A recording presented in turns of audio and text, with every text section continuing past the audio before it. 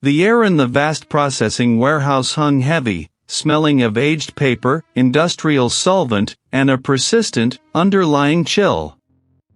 Blake moved with practiced efficiency, their gloved hands precise as they retrieved another carton from a high shelf.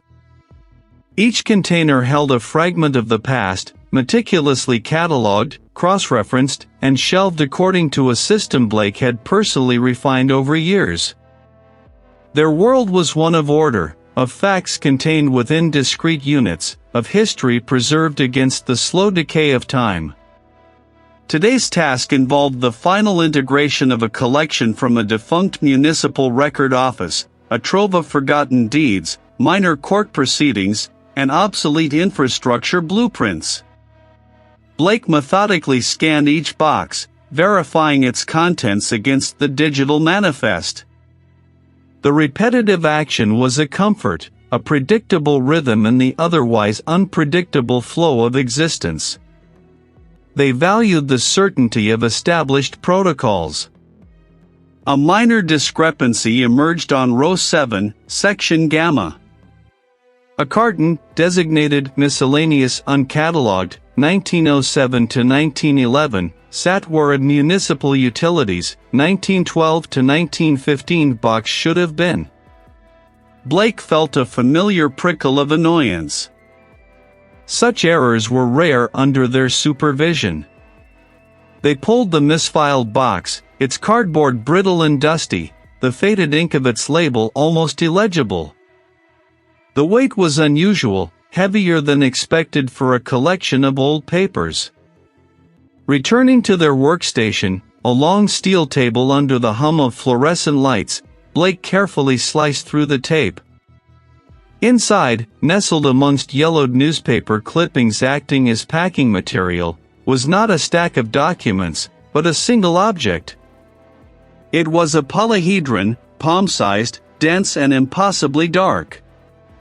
Its facets were not perfectly geometric, but subtly asymmetrical, as if carved by a hand that understood angles but not balance. Blake turned it over in their gloved fingers. There were no seams, no discernible markings, no indication of its material composition. It felt like nothing Blake had ever encountered. It was too heavy for its size, too inert, too complete. Blake placed the object on the clean steel surface. The quiet hum of the warehouse seemed to recede, the air growing still around them. They consulted the digital archives, searching for any mention of unidentified objects or artifacts within the defunct office's inventory. Nothing. The object was an anomaly, an orphan in a system designed to account for everything. Blake experienced a faint thrum of disquiet. The meticulous order of their day had been breached by something irreducible. They tried to categorize it. Mineral? Organic? Man-made? Each attempt failed. The object resisted classification.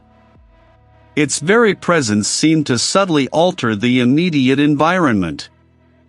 The fluorescent lights, usually a steady, unwavering source, now seemed to flicker at the periphery of Blake's vision, a barely perceptible stutter in their output.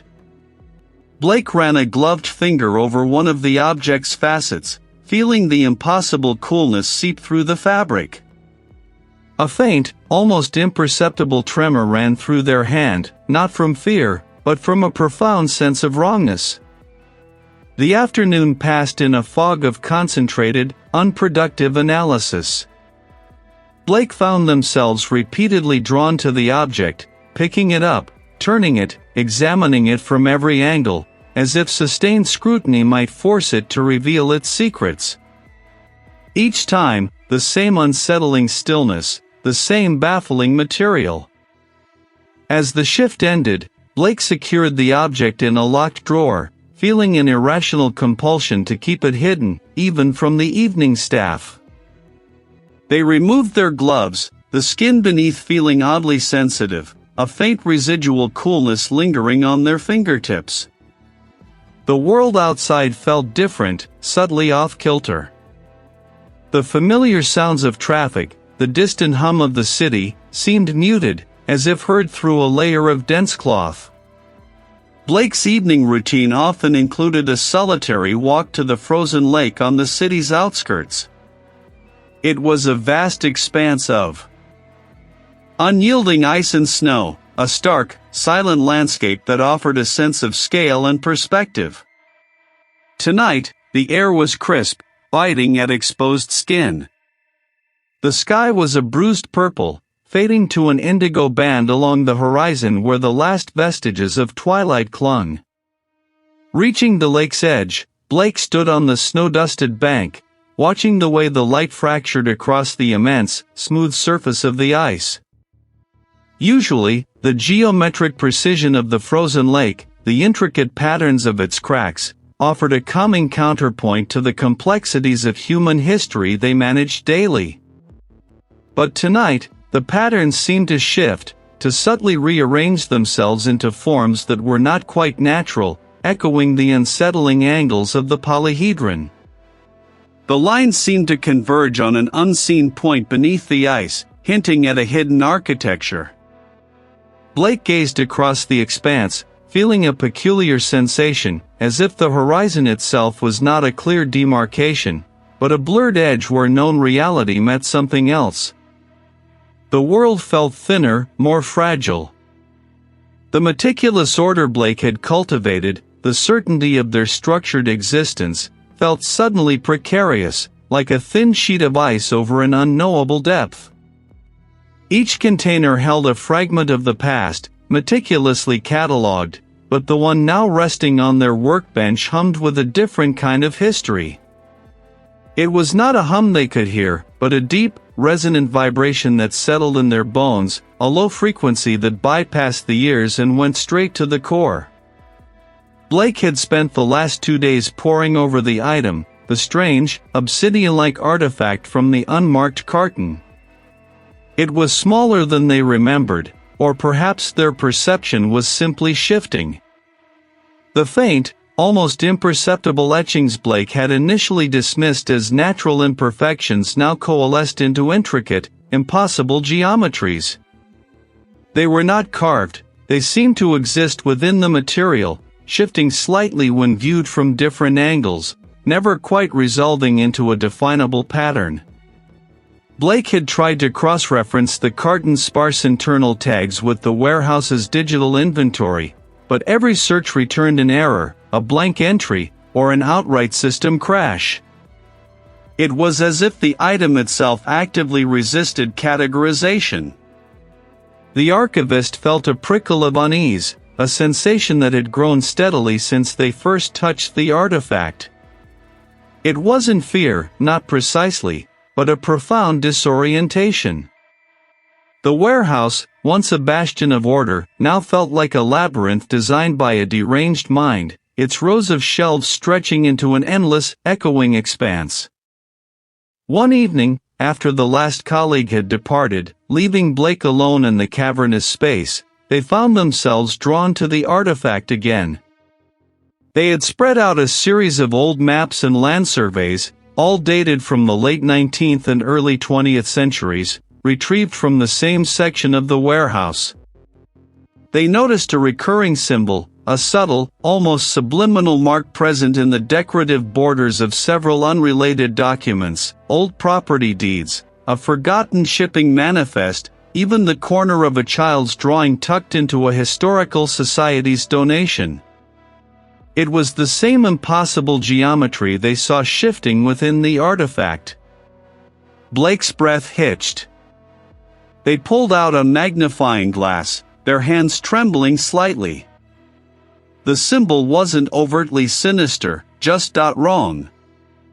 It defied Euclidean principles, curving inward on itself, suggesting dimensions that didn't exist. And it was there, on documents spanning decades, from different geographical locations, all hinting at some obscure, underlying current in the past. It was like finding the same unique fingerprint on a dozen different, seemingly unconnected murder weapons. A sudden, sharp crack echoed through the warehouse, making Blake jump. They whirled around, heart thrumming, but saw nothing. Just the silent, towering shelves. But the sound had felt closer, sharper, like ice fracturing. Over the next few days, Blake's isolation deepened. They found themselves unable to discuss their findings with anyone. How could they explain the symbol, the way the artifact seemed to hum, the feeling that their vision was slightly out of sync? The colleague merely offered a polite, confused smile, then turned back to their own tasks. The psychological impact intensified. Sleep became a luxury Blake rarely afforded. When they did sleep, the impossible geometries danced behind their eyelids, twisting into shapes that were beautiful and terrifying. During waking hours, the warehouse itself seemed to shift. Was it exhaustion? Or was the artifact somehow affecting their mind? The question gnawed at them, a corrosive acid eating away at their certainty. One evening, driven by a restless urgency that had become their constant companion, Blake made a discovery that shattered their last vestiges of self-assurance. Tucked away in a fragile, leather-bound journal from the 1880s, belonging to a reclusive cartographer, was a crude, hand-drawn sketch of the artifact. Underneath it, scrawled in a frantic, almost illegible hand, were only 3 words: "The ice remembers." The words resonated with a strange, immediate significance. Blake didn't understand why, but the phrase pulled at something deep within them, a subconscious current that had been building for days. It coalesced into a singular, overwhelming impulse. Without bothering to change out of their work clothes, Blake left the warehouse. The air outside was frigid, the ground covered in a thin, glittering layer of frost. The city lights blurred into streaks as they drove, the hum of the tires on the asphalt a distant drone against the escalating thrum inside their own skull. The destination, though never consciously chosen, felt inevitable. They parked on a narrow, unplowed track, the engine ticking as it cooled. Before them lay a vast, featureless expanse, shimmering faintly under the pale, indifferent moon. Blake walked to its edge, the wind tearing at their clothes, their breath pluming white. The ice remembered. And something within the ice, or beneath it, was beginning to stir. The phrase pulsed behind Blake's eyes, a rhythmic thrum that echoed the low vibration emanating from the artifact. The unseen current. The thread that binds. It wasn't merely words, it was a key, a specific resonance that unlocked something deep within the object, and deeper still within Blake's own understanding. They had spent the night hunched over the worn journal, its brittle pages now open to a series of sketches that seemed to depict impossible geometries overlaid on familiar landscapes, swirling patterns that resolved into nothing comprehensible yet felt undeniably significant. The air in the quiet archival space had grown thick, not with dust, but with a palpable pressure, a subtle shift in the very weight of the atmosphere. They reached for the artifact, their fingers tracing the cool, smooth surface. It was no longer inert. A faint, internal luminescence flickered within its obsidian depths, mirroring the distant, darkening sky they had glimpsed moments ago. The light was not bright, but deep, drawing Blake's gaze inward, promising revelations. They took a deep breath, the air tasting faintly metallic, and spoke the phrase aloud, their voice raspy from disuse. The unseen current. The thread that binds. The artifact flared. Not a blinding flash, but an internal expansion of that deep light, like a star blooming in a void. The archival room around Blake buckled. Walls rippled, the rows of metal shelving stretching and contracting as if made of soft fabric. Blake clutched the edge of the heavy wooden table, knuckles white, fighting the sudden, dizzying nausea. This was not a hallucination, it was a fundamental instability of the environment. Their own vision swam, the periphery of their sight dissolving into a shimmering haze. A sound began then, a low, guttural hum that resonated not in the air, but in Blake's bones. It was a sound that had no origin, no direction, yet it filled the space, vibrating through their teeth, making their skull ache. The patterns from the journal pages, the impossible geometries, seemed to peel themselves from the paper, manifesting as translucent, shifting forms in the air before Blake. They twisted and turned, defying all known perspective, suggesting dimensions that folded back on themselves, spaces that intersected in paradoxical ways. Blake squeezed their eyes shut, but the shapes were burned onto the inside of their eyelids, pulsing with the artifact's growing light. When they opened them again, the archival room was gone. Or, rather, it was still there, but overlaid with something else. This was not the artifact revealing its nature to reality, it was revealing reality through itself.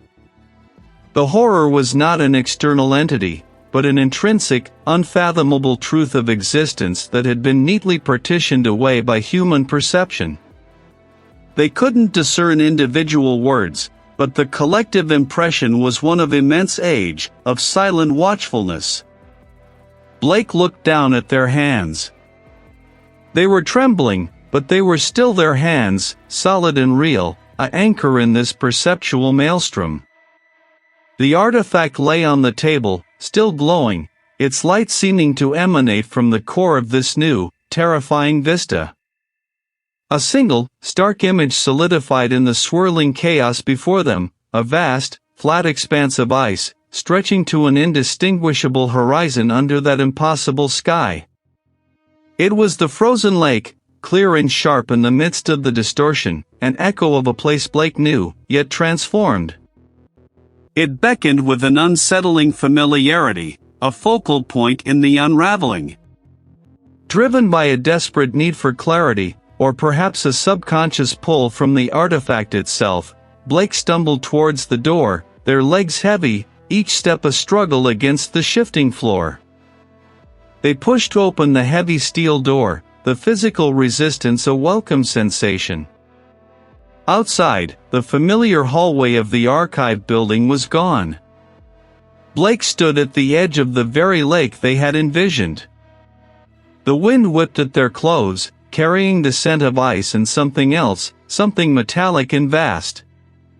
Their gaze was fixed on the center of the lake, where a faint, pulsating light began to emerge from beneath the ice. It was the same deep, internal glow of the artifact, but magnified 1,000-fold, staining the underside of the frozen surface with an alien luminescence. As Blake drew closer, the light pulsed faster, and the ice beneath their feet began to thrum. Hairline cracks spiderwebbed across the surface, not from structural weakness, but from the sheer energy radiating from below. And then they saw. Not with their eyes, but with a deeper, more fundamental part of their awareness. Beneath the ice, in the impossible depths of the frozen lake, was not water, but a vast, intricate network of shimmering, interconnected threads. They pulsed with the light, twisting and weaving, forming patterns that defied geometry, yet held an undeniable logic. This was the unseen current, the thread that binds. It was the underlying structure of everything, the true fabric of existence, a cosmic tapestry woven from incomprehensible energies, glimpsed only through the artifact's lens. And within that tapestry, in the spaces between the threads, something vast and formless stirred, an emptiness that was more terrifying than any solid shape. It was the absence of known reality, the negative space where the horror truly resided.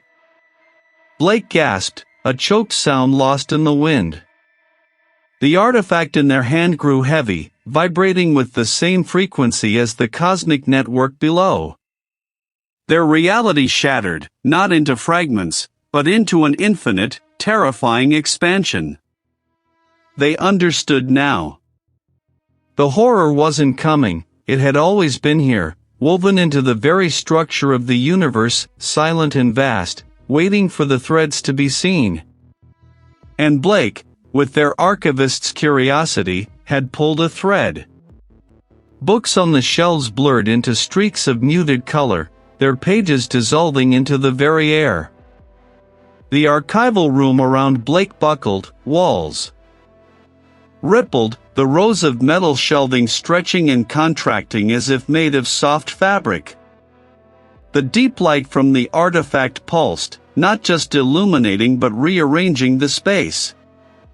The floor beneath their feet became fluid, a dark, viscous pool reflecting the unstable light. They reached out, not to steady themselves, but to touch the warping reality, their fingers passing through what should have been solid metal, leaving trails of shimmering distortion. Identity began to fray at the edges. Was this Blake, the archivist, standing in an archival room? Or was it merely a transient configuration of light and dust, a memory of a person in a place that no longer held form? A low thrum vibrated through the dissolving air, not a sound Blake heard with their ears, but felt in the hollow spaces of their bones.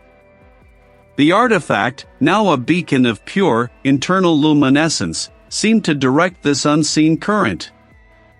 Blake's determination, once rooted in intellectual curiosity, now twisted into an absolute, unshakable compulsion. There was a destination, a final convergence, and every dissolving particle of their being was aligned to reach it. The archival room dissolved entirely. The walls, the shelves, the books, they became a swirling vortex of indistinct shapes and colors, then simply ceased to exist. Blake was no longer within an enclosed space but adrift in a boundless, gray expanse. There was no floor, no ceiling, only the faint, internal glow of the artifact, held firmly in their grip, and the persistent, resonating thrum. Time ceased to be a linear progression. Moments stretched into eons, then snapped back into sharp, immediate instances. Blake moved, or was moved, through this non-space, a phantom limb of a forgotten reality. Then, with the abruptness of a cut in a film reel, the gray expanse solidified. The thrum intensified, becoming a pressure against Blake's eardrums, a deep, guttural hum that vibrated the very air. Blake stood on a surface of sheer, polished ice, stretching into the distance under a sky the color of bruised plums. It was a frozen lake. The vast, unbroken sheet of ice reflected the desolate sky, creating an unsettling mirror image of a world devoid of warmth or life. A thin, crystalline mist snaked across the surface, obscuring the far shore, lending an ethereal quality to the stark landscape. The artifact in their hand pulsed with a cool, steady light, no longer flaring, but acting as a silent compass. It pointed downwards, towards the ice beneath their feet. The thrumming sound, which had been a general resonance, now seemed to emanate specifically from below the frozen surface. They knelt, pressing their gloved hand against the frigid ice. Blake peered down, the mist briefly parting. What they saw was not water, nor rock, nor any recognizable geological feature. It was a pattern. It pulsed faintly, in sync with the thrumming, like a vast, organic network of nullity. As Blake stared, the patterns began to shift, to coalesce. Not faces of people they knew, but faces that felt like memories of faces, echoes from a life that was perhaps not their own, or a life that had never been. Then, the most horrifying aspect of the pattern revealed itself. It was Blake's own reflection, yet it was not. The eyes were too wide, too ancient, filled with an unbearable knowing. The identity Blake had clung to, the archivist, the individual, shattered. It was not a reflection of them, but a reflection of it, the horror, the cosmic unraveling, now wearing their face, their form, their very essence. The thrumming intensified, no longer just a sound, but a feeling of being stretched thin, of their constituent particles being rearranged to fit this new, terrifying mold. There was no internal or external anymore. The determination remained, but it was no longer Blake's. It was the artifacts, the patterns, the lakes. It was the determination to be the horror, to complete the transformation. The deep light from the artifact pulsed, not just illuminating but consuming. The archival room did not so much dissolve as reconfigure itself around Blake, the solid geometry of shelving and walls stretching thin, then thickening into unfamiliar forms. The air, once heavy with the scent of aged paper, became crystalline, stinging the nostrils with a cold, metallic tang. Blake felt a distinct lurch, not of motion, but of place, as if the coordinates of existence had been violently reset. When the transformation settled, the light from the artifact, now diffused and omnipresent, cast an eerie glow across an expanse of polished ice. Blake stood, not on a floor, but on the glassy surface of a vast frozen lake. The air was still, utterly devoid of sound save for the faint, resonant hum that seemed to emanate from the ice itself, a deep, subaudible vibration that resonated in the bones. Above, the sky was not blue or gray, but a swirling tapestry of bruised purples and greens, devoid of sun or stars, yet somehow luminous. The horizon was a distant, indistinct smudge where the ice met the impossible sky. Blake's breath plumed in the frigid air, a stark white against the opalescent backdrop. He looked down at his own reflection in the ice, distorted and elongated, a fleeting image that seemed to shimmer with an internal light. Beneath the transparent surface, patterns of intricate, alien geometry stretched into the unfathomable depths. These were not cracks from freezing, nor algae, but forms that defied any known natural process, shifting, expanding, contracting in slow, deliberate rhythms. They were the very same patterns Blake had seen on the artifact, now magnified to a terrifying, cosmic scale, stretching endlessly below. A profound understanding began to coalesce in Blake's mind, cold and sharp as the air. The archival room, the artifact, the very act of discovery, they had not led him to this place, but rather, this place had always been there, just beyond the thin veil of perceived reality. The frozen lake was not a destination, but a fundamental layer, a silent, unmoving truth underlying everything. The hum intensified, vibrating through the soles of Blake's boots, up his legs, into his skull. It was not a sound, but a presence, vast and indifferent. The intricate patterns beneath seemed to react, their lines growing sharper, their movement accelerating. It was a truth so immense, so utterly alien, that it bypassed all rational thought, flooding his consciousness with pure, unfiltered information. This lake was its consciousness, its silent, dreaming mind, and the patterns were the thoughts of an entity beyond time and space, a truth that had been carefully obscured by the fabric of the mundane world. Blake's archival work had not unearthed an artifact of this entity, but a fragment from it, a key that had opened his perception to its eternal, indifferent presence. His determination, once a driving force, now fractured under the weight of this revelation. There was no enemy to fight, no mystery to solve, only a truth to absorb. He was not an observer, but a participant, drawn into the silent current of its thought. The boundaries of his own self began to blur, his individual consciousness dissolving like a single snowflake landing on the vast, indifferent ice. The light that had brought him here, the deep light from the artifact, now receded, pulling back into the depths beneath the lake. It left Blake bathed in the muted glow of the impossible sky, a figure on a stage of endless ice. He felt his memories unraveling, his identity fragmenting, not with pain, but with an unsettling sense of inevitability, like a ripple expanding and vanishing into the boundless expanse.